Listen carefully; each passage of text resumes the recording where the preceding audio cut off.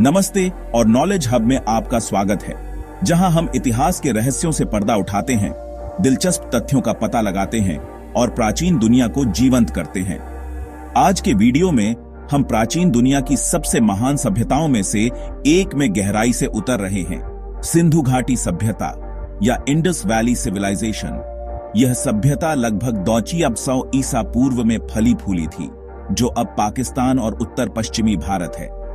यह दुनिया की सबसे पुरानी शहरी संस्कृतियों में से एक थी, जो अपनी उन्नत वास्तुकला, परिष्कृत शहरी नियोजन और प्रभावशाली शिल्प कौशल के लिए जानी जाती है। सिंधु घाटी सभ्यता अपने सुनियोजित शहरों के लिए उल्लेखनीय थी, जिसमें ग्रिड लेआउट, उन्नत जल निकासी व्यवस्था और बड़े सार्वजनिक स्नानागार थे। हड़प्पा और मोहनजोदारो शहर इस सरलता के प्रमुख उदाहरण हैं। इस सभ्यता के लोग मन के बनाने, मिट्टी के बर्तन बनाने और धातु विज्ञान सहित विभिन्न शिल्पों में कुशल थे। वे पड़ोसी क्षेत्रों के साथ व्यापक व्यापार में भी संलग्न थे। कपास, अनाज और कीमती पत्थरों जैसे सामानों का आदान प्रदान करते थे। तो आराम से बैठें और लगभग 5000 साल पहले समय में वापस एक यात्रा पर चलते हैं। हम लोगों के दैनिक जीवन, उनके सामाजिक ढांचों, धार्मिक विश्वासों और उन रहस्यों का पता लगाएंगे जो अभी भी इस प्राचीन सभ्यता को घेरे हुए हैं। हलचल भरे बाजारों से लेकर शांत मंदिरों तक हम सिंधु घाटी सभ्यता के रहस्यों को उजागर करेंगे और मानव इतिहास के व्यापक संदर्भ में इसके महत्व को समझेंगे। हमारे साथ जुड़ें, क्योंकि हम एक ऐसी सभ्यता की कहानी को उजागर करते हैं जिसने आधुनिक समाज के कई पहलुओं की नींव रखी।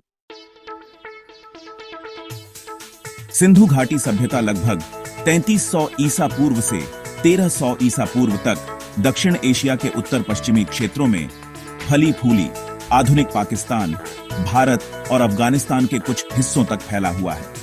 यह सभ्यता दुनिया की सबसे पुरानी शहरी संस्कृतियों में से एक है, जो अपने उन्नत शहर नियोजन, वास्तुकला और सामाजिक संगठन के लिए जानी जाती है। सिंधु घाटी के लोगों ने अपने शहरों को ग्रिड जैसे पैटर्न के साथ बनाया, जिसमें सुव्यवस्थित सड़कें और परिष्कृत जल निकासी व्यवस्था थी। यह मेसोपोटामिया और मिस्र जैसी अन्य प्राचीन सभ्यताओं के समकालीन था, जो नदी घाटियों के आसपास भी विकसित हुई थी। हालांकि सिंधु घाटी सभ्यता अपनी अनूठी विशेषताओं के कारण सबसे अलग है।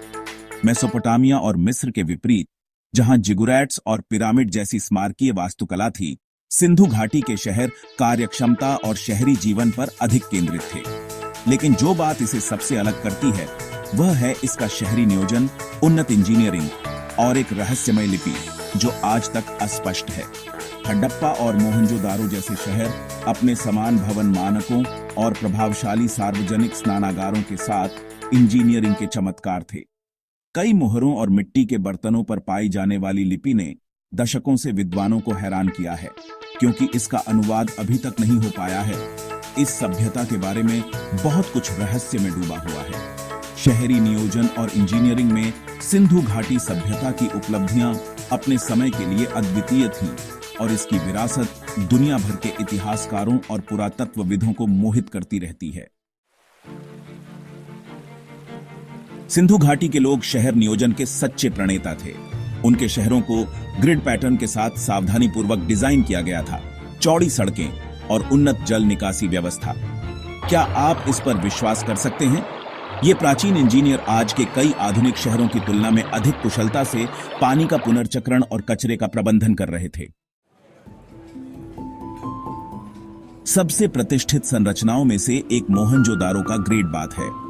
माना जाता है कि धार्मिक या कर्मकांडी उद्देश्यों के लिए उपयोग किया जाता था। यह विशाल संरचना उनकी स्थापत्य प्रतिभा का प्रमाण है। हजारों साल पहले इतने बड़े टैंक को वाटरप्रूफ करने के लिए आवश्यक इंजीनियरिंग की कल्पना करो।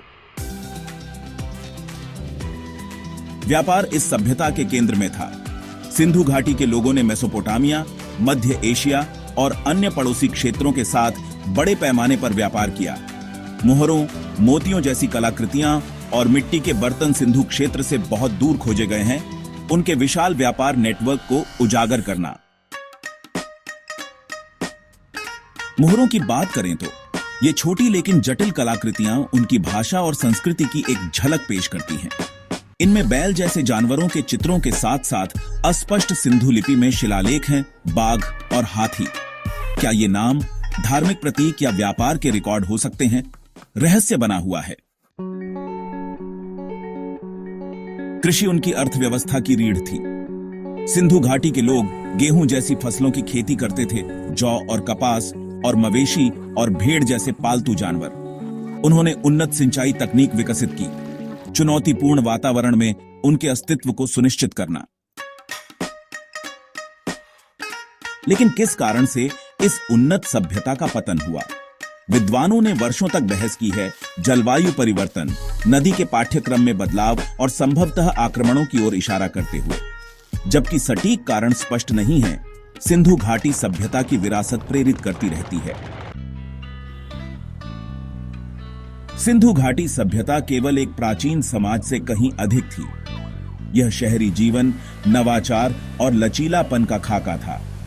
इसकी कहानी हमें उन ऊंचाइयों की याद दिलाती है जो मानवता तब हासिल कर सकती है जब हम एक साथ काम करते हैं और अपने पर्यावरण का सम्मान करते हैं। समय के साथ इस यात्रा में शामिल होने के लिए धन्यवाद। हमें उम्मीद है कि आपको आकर्षक इतिहास की खोज करने और प्राचीन सभ्यताओं के रहस्यों को उजागर करने में मजा आया होगा। साम्राज्यों के उत्थान और पतन से लेकर बहुत पहले चले गए लोगों के दैनिक जीवन तक, इतिहास हमें अतीत में एक खिड़की प्रदान करता है जो हमें अपने वर्तमान को समझने और अपने भविष्य को आकार देने में मदद करता है। इस वीडियो को लाइक करना न भूलें, क्योंकि इससे हमें आप जैसे और अधिक इतिहास के प्रति उत्साही लोगों तक पहुंचने में मदद मिलती है। आपका समर्थन हमारे लिए दुनिया का मतलब है और हमें आपके लिए और अधिक मनोरम सामग्री लाने के लिए प्रोत्साहित करता है। इसे अपने इतिहास प्रेमी दोस्तों, परिवार और उन सभी के साथ साझा करें जिन्हें ये कहानियां उतनी ही दिलचस्प लग सकती हैं जितनी हमें लगती हैं। ज्ञान बांटना अतीत को जीवित और प्रासंगिक बनाए रखने का एक शक्तिशाली तरीका है और अधिक आकर्षक कहानियों के लिए नॉलेज हब को सब्सक्राइब करें। सब्सक्राइब करने पर आप कभी भी कोई एपिसोड मिस नहीं करेंगे और जब हम नई ऐतिहासिक अंतर्दृष्टि और रोमांचों को उजागर करेंगे तो आपको सबसे पहले पता चलेगा। अगली बार तक उत्सुक रहें और खोजबीन करते रहें। खोज करने के लिए हमेशा और भी बहुत कुछ है और हम आपको अपनी अगली ऐतिहासिक यात्रा पर ले जाने के लिए और इंतजार नहीं कर सकते। चाहे वह प्राचीन खंडहरों, भूले हुए ग्रंथों या अनकही कहानियों के माध्यम से हो, अतीत रहस्यों से भरा हुआ है जो उजागर होने की प्रतीक्षा कर रहे हैं। आउट्रो संगीत जैसे ही नॉलेज हब लोगो स्क्रीन पर दिखाई देता है, फीका पड़ जाता है। हमारे समुदाय का हिस्सा बनने के लिए धन्यवाद। अगले एपिसोड में मिलते हैं।